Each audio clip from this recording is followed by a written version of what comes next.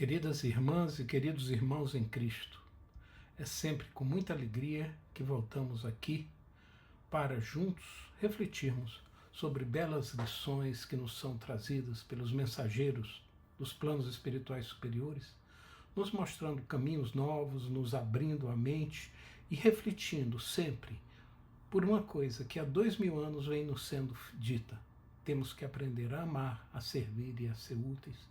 E todas as lições que aprendemos aqui, nessas nossas reflexões, nesses nossos diálogos, nos levam a esse caminho.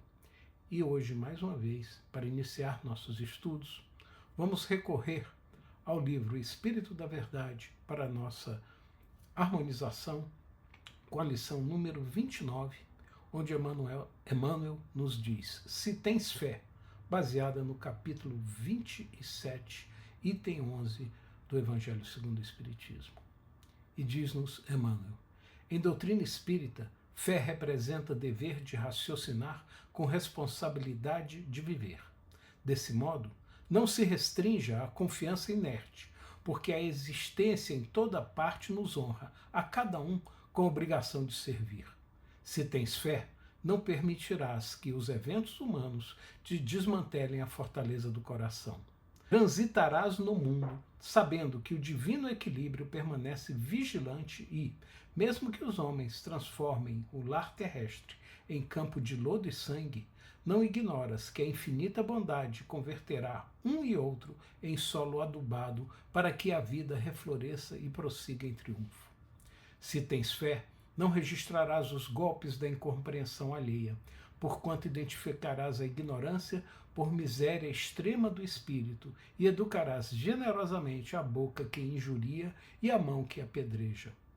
Ainda que os mais amados te releguem à solidão, avançarás para a frente, entendendo e ajudando, na certeza de que o trabalho te envolverá o sentimento em nova luz de esperança e consolação. Se tens fé, não te limitarás a dizê-la simplesmente, qual se a oração sem as boas obras te outorgassem direitos e privilégios inadmissíveis na justiça de Deus. Mas, sim, caminharás realizando a vontade do Criador, que é sempre o bem para todas as criaturas. Se tens fé, sustentarás, sobretudo, o esforço diário do próprio burilamento, por meio das pequeninas e difíceis vitórias sobre a natureza inferior, como sendo o mais alto serviço que podes prestar aos outros, de vez que, aperfeiçoando a nós mesmos, estaremos habilitando a consciência para refletir, com segurança, o amor e a sabedoria da lei. Assim, com essas palavras de Emmanuel, chamando-nos ao caminho que Jesus nos mostra há 2000 anos, com tanta ênfase, com tanto amor, com tanto carinho, pedimos as luzes do mais alto, as energias positivas dos planos espirituais superiores, para que agora possamos, em nossas reflexões sobre a lição de hoje, mais uma vez, colher o raciocínio necessário e aumentarmos a nossa vontade de podermos acertar, de sermos úteis e servirmos aos nossos próximos mais próximos, fazendo o que Jesus nos ensinou a cada instante da nossa caminhada. Assim, agradecidos, pedimos permissão para iniciar nossos estudos agora, dizendo: graças a Deus e graças a Jesus. Que assim seja. Nossa lição de hoje vem mais uma vez do livro Sol na Alma, escrito por André Luiz pelas mãos de Valdo Vieira, em 1964. Trata-se da lição 65, cujo título é Força Maravilhosa. Ela traz uma reflexão, à luz da doutrina espírita, sobre o poder sublime e os perigos ocultos de uma força maravilhosa que habita em nós e pode nos conduzir entre paraísos e abismos. E é claro, sempre é bom conhecer um pouco da obra como um todo, dessa obra Sol nas Almas, onde nossa lição está inserida. Esse livro, nos diz Emmanuel, lembra que o Sol é a base de nossa existência e, portanto, todas as construções terrestres lhe reservam lugar. E continua ele dizendo que, pensando nisso, André Luiz, com muita felicidade, compara a doutrina espírita, cristianismo redivivo, a sol nas almas. Se o sol é vida e luz, o espiritismo é amor e verdade, ambos vertendo a jorros de vitalidade e calor das esferas superiores. Dessa forma, estamos nós agora todos convidados para juntos investirmos os próximos minutos refletindo sobre as belas páginas ofertadas por André Luiz, rogando ao Pai Maior que o calor das esferas superiores aqueça e vitalize em nós o aprendizado trazido pela lição de hoje. E nos diz André Luiz, então, que existe uma divindade que habita em nós e que ela vive conosco qual divindade num castelo. Ela não pede licença, não anuncia sua chegada, não negocia sua permanência. Simplesmente habita os corredores da alma, com a soberania silenciosa de quem sempre soube que aquele território lhe pertence. Essa força maravilhosa é uma hóspede eterna que se tornou, com o tempo, a própria senhora da casa. Sem qualquer noção de medida para a beleza, essa força nos impele a sonhar com mundos novos e troféus ideais.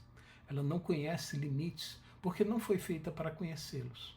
Pertence àquela categoria de poderes que existem justamente para transgredir as fronteiras do possível e estender o horizonte para além do que os olhos mortais conseguem alcançar. Ela, essa força, esse poder maravilhoso, nos arrebata a visões gloriosas em que nos pressentimos de inesperado no limiar de esferas e eras ditosas. É essa sensação inexplicável de que estamos prestes a cruzar um portal, de que o próximo passo nos conduzirá a um estado de ser que ainda não conhecemos, mas que já reconhecemos, como se a alma houvesse visitado aqueles reinos em sonhos que o despertar insiste em apagar.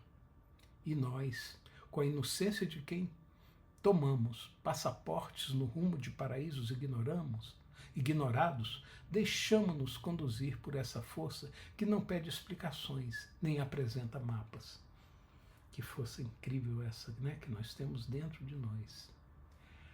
Às vezes, essa força adquire as propriedades de um estimulante perigoso que carrega a pessoa para os derradeiros pesadelos da audácia, nos diz André Luiz, compelindo-nos a mentalizar realizações impraticáveis, grandiosas na forma, mas ocas no fundamento.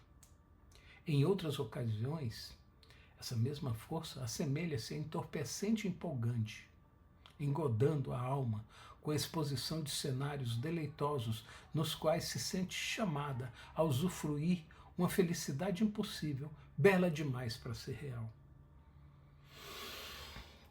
Nós chegamos a ser entorpecidos pelos sonhos que essa força maravilhosa nos induz. Eis o paradoxo fascinante que essa força maravilhosa nos traz, que pode chegar até a agir como um estimulante perigoso ou entorpecente sedutor. Ela nunca se apresenta com má intenção. Tanto o estimulante quanto o entorpecente chegam com roupagens de luz, com promessas que soam como verdades, com cenários que o coração abraça antes que a razão possa sequer formular uma pergunta.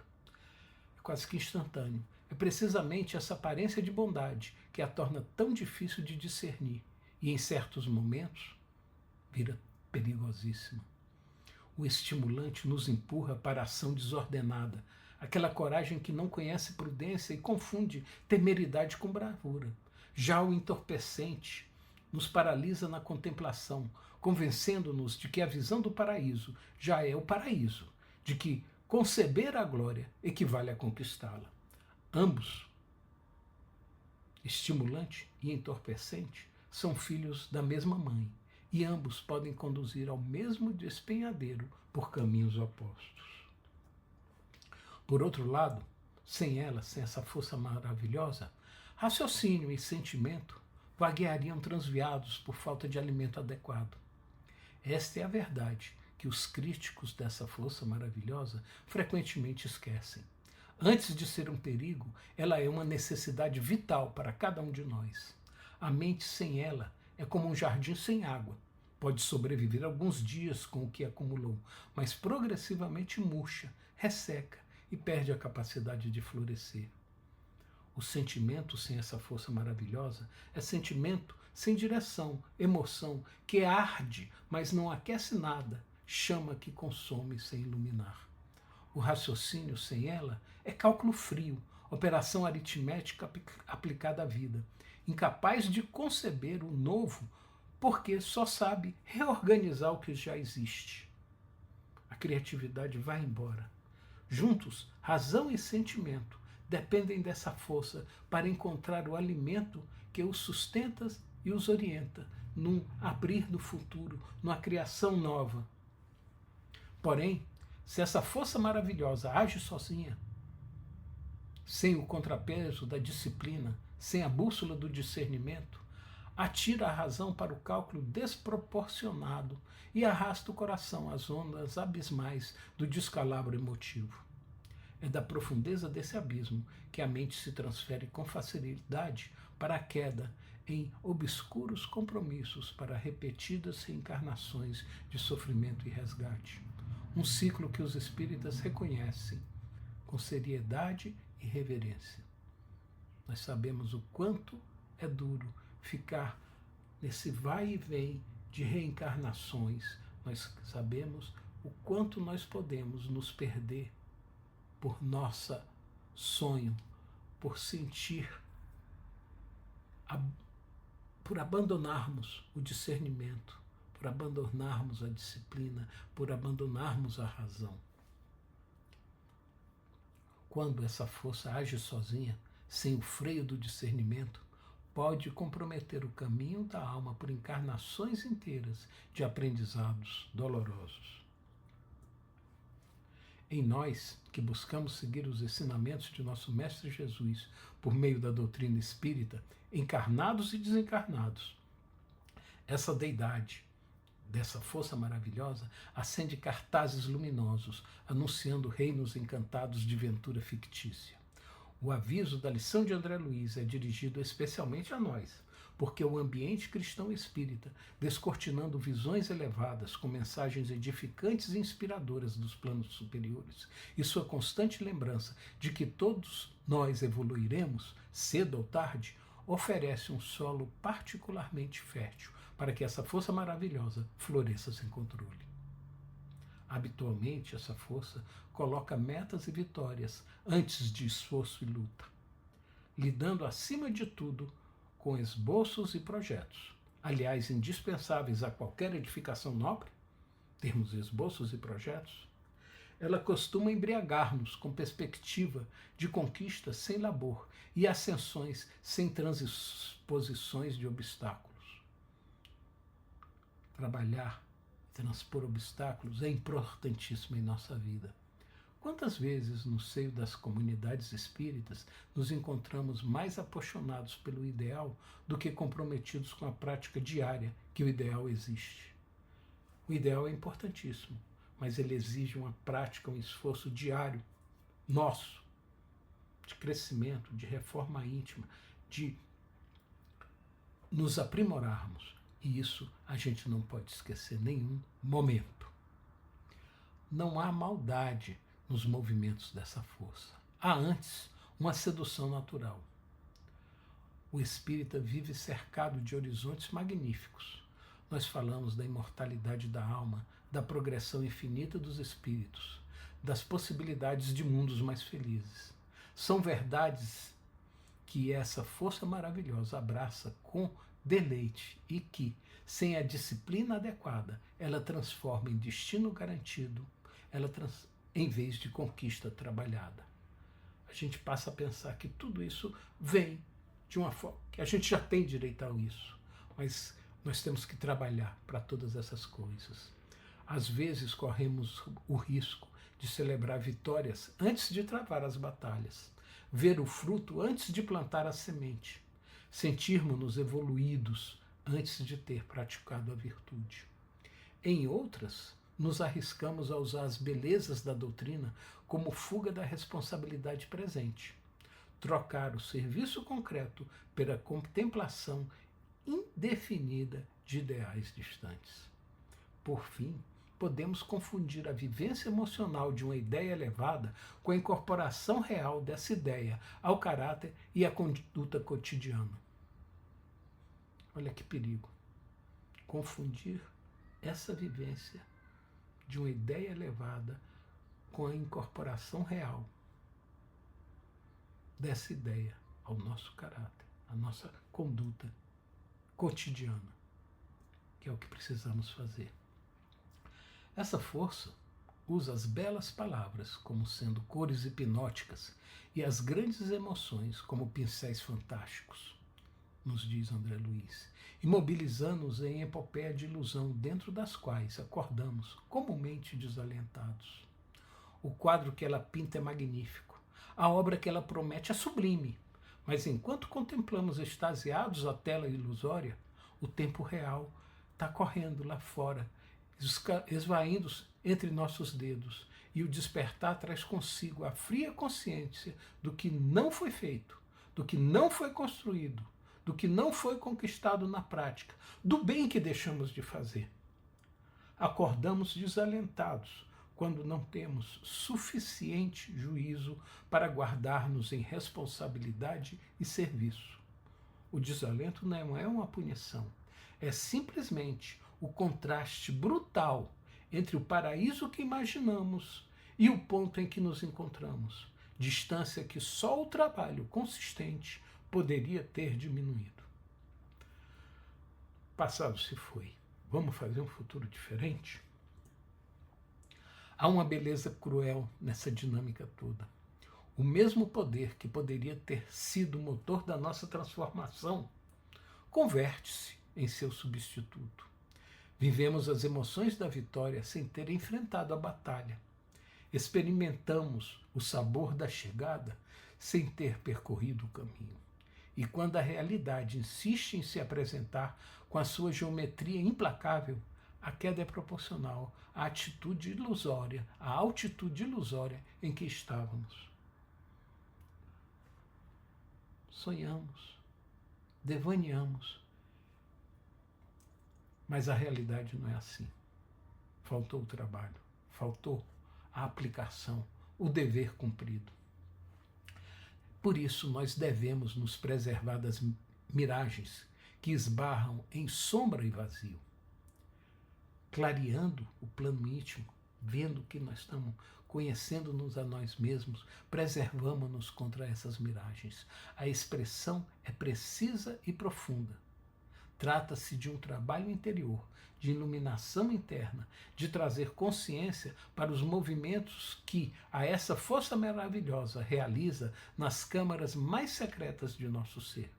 Não se pode combater aquilo que não se vê, e ela, descontrolada, prospera exatamente na penumbra da consciência, da inconsciência. Temos que viver conscientes, temos que nos tornar alertas, orai e vigiai. Clarear o plano íntimo significa observar-se, conhecer-se a si mesmo. Significa perguntar, diante de cada visão que entusiasma: isto é uma inspiração que me convoca ao trabalho ou é uma ilusão que me oferece a recompensa sem o esforço? Significa desenvolver aquela sensibilidade interior que os grandes mestres espirituais chamam de discernimento, a capacidade de distinguir a luz verdadeira do reflexo sedutor. Essa clareza não é inimiga da beleza. Pelo contrário, quando essa força maravilhosa a que nos referimos é iluminada pelo discernimento, ela não perde sua força, ela ganha direção. O castelo, que a gente falou lá no início, que antes era apenas visão, começa a ter fundações. Os troféus, que antes eram apenas sonhos, começam a ter o peso do esforço real que os tornará possíveis. Vamos lá, deixa essa força maravilhosa atuar, mas vamos dar direção a ela. Vamos tornar possível, com o nosso esforço, isso que essa força nos mostra com tanta beleza. Mas antes de chegarmos à revelação do nome dessa força maravilhosa, vamos recorrer aos ensinamentos de Emmanuel, mais uma vez nosso sempre amigo Emmanuel, no livro Pensamento e Vida, por intermédio das mãos do nosso maravilhoso Chico Xavier, para refletirmos sobre a mente humana. Emmanuel nos esclarece que a mente humana é como um grande escritório, com departamentos do desejo, da inteligência, da imaginação e da memória. Mas acima de todos eles, ergue-se o gabinete da vontade, a gerência esclarecida que governa todos os setores da ação mental, o leme de toda a força a ser carregado consigo o tempo todo. O desejo, dessa metáfora de Emmanuel, opera os propósitos e as aspirações, acalentando o estímulo ao trabalho e ao movimento da alma. A inteligência, ela dilata os patrimônios da evolução e da cultura, ampliando os horizontes do espírito encarnado. A imaginação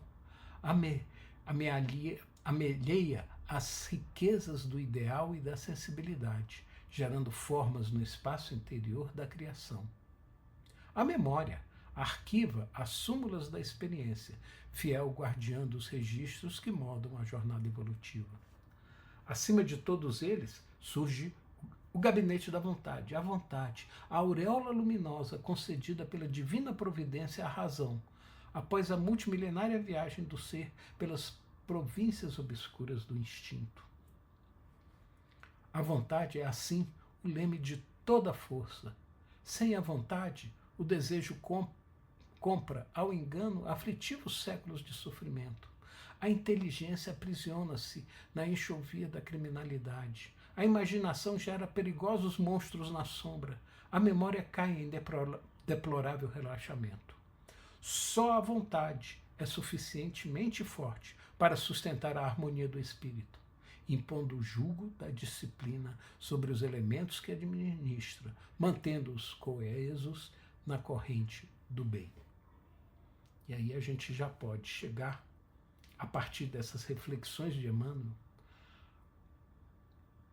a ver que ao final da lição de hoje, quando está quase terminando, André Luiz chega como uma iluminação, como que iluminando-nos, que dizendo que ao mesmo tempo é uma iluminação, uma revelação, que ao mesmo tempo surpreende e parece sempre ter sido óbvia.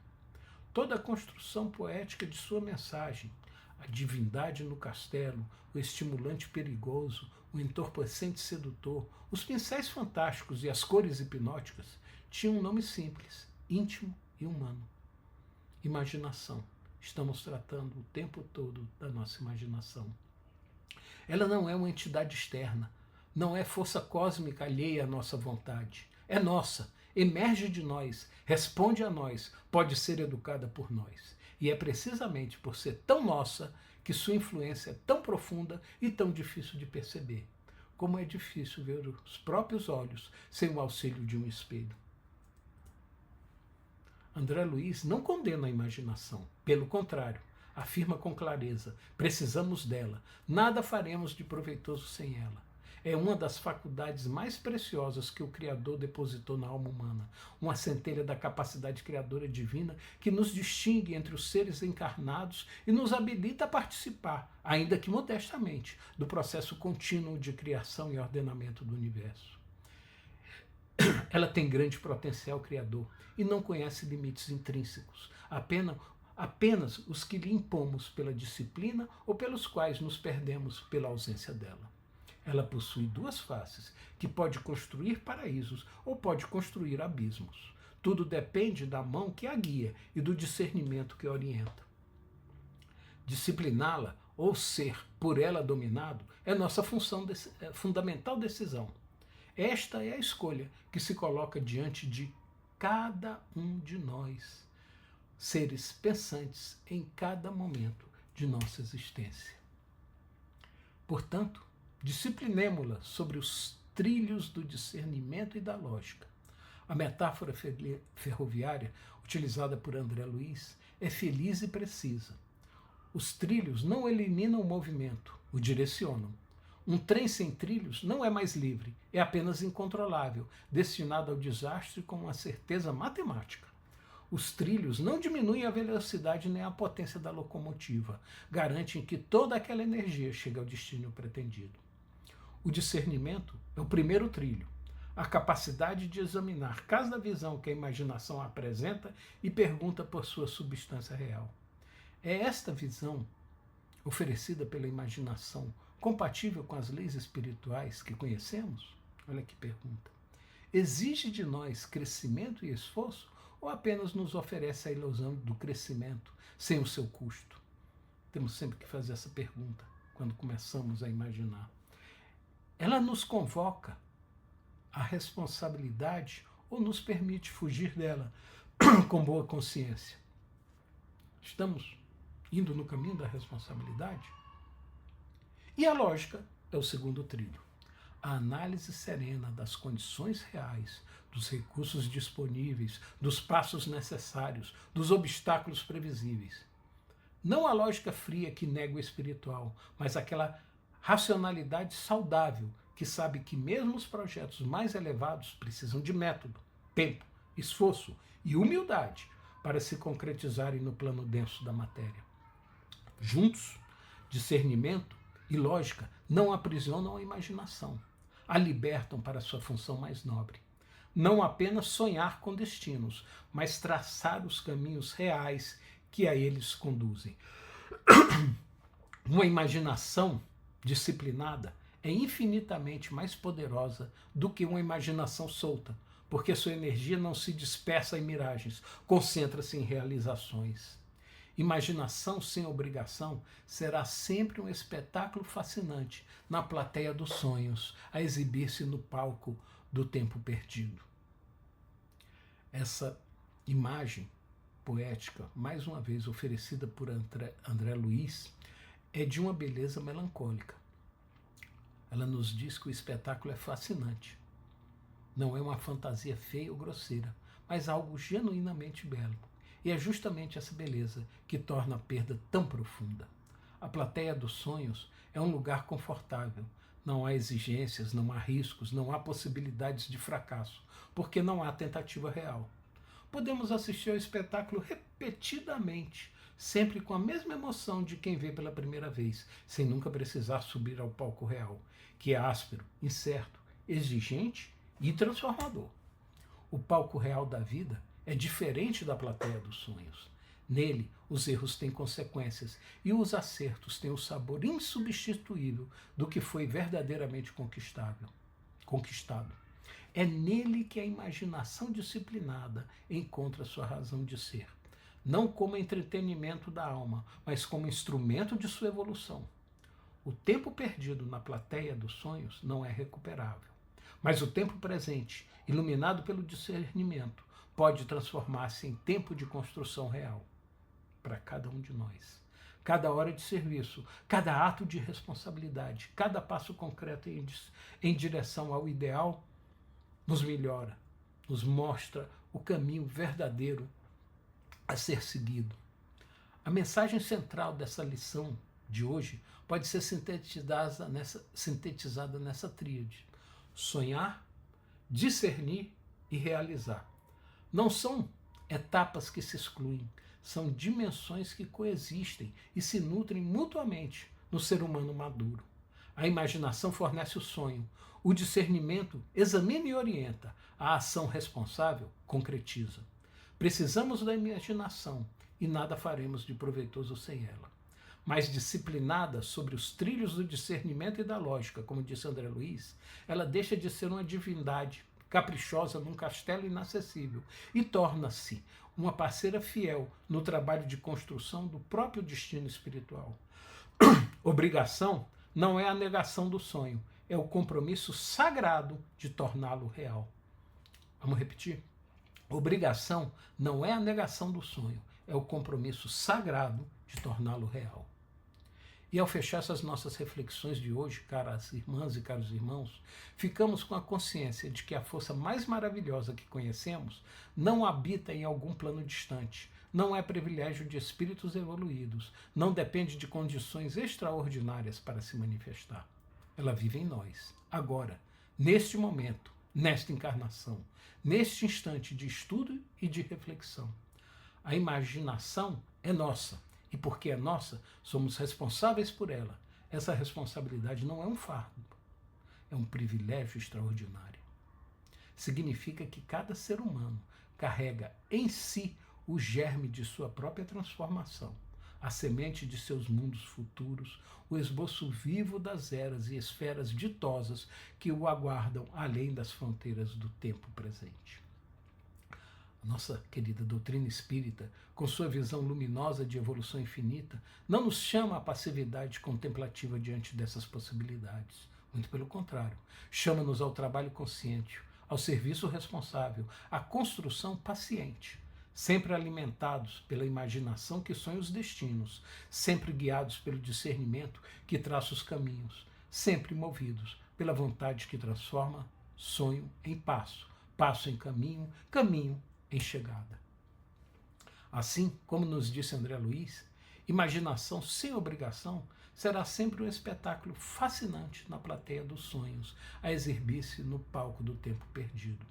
Portanto, sonhe com grandeza. Permita que a imaginação acenda seus cartazes luminosos e revele reinos de possibilidades. Essa é a função dela, sagrada e insubstituível. Discirna com clareza, clarifique o plano íntimo, examine cada visão à luz do discernimento e da lógica, preserve-se das miragens que esbarram em sombra e vazio. E realize com amor. Discipline a imaginação sobre os trilhos do serviço e da responsabilidade, transformando o espetáculo dos sonhos em obra viva no palco do tempo vivido. E assim, queridos irmãos, pedindo desculpa por essa tosse, concluímos essa nossa diálogo, esse nosso passeio por mais essa belíssima lição que André Luiz nos trouxe. E para encerrar, vamos agradecer a Deus, vamos agradecer a Jesus, a bênção desses momentos tão preciosos em que, conscientes da força interior que temos, da força interior para sonhar, para imaginar, nós temos ainda que disciplinar essa força por meio da nossa vontade, aplicando o discernimento, aplicando a razão e, mais que tudo, realizando o bem, realizando o amor, realizando a nossa obra, sendo úteis aos nossos próximos. Assim, agradecidos por tudo que recebemos, pedimos permissão para encerrar nossos estudos de hoje, dizendo: graças a Deus e graças a Jesus. Que assim seja.